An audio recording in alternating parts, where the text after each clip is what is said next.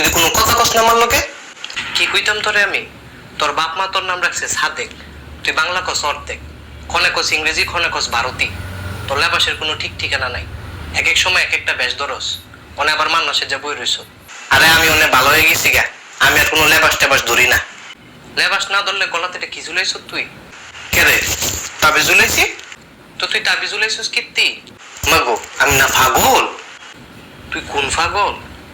বাবার পাগল? তোর বাবাটা কেডা? কেডায় আবার?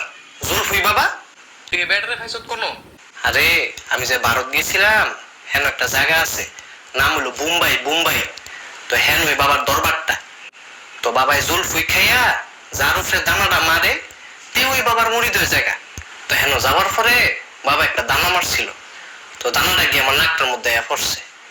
এরপরে তো আমি বাবার দেওয়ানা পাগল, আমি হয়ে গেছি গা জুলফুই বাবার মুড়ি।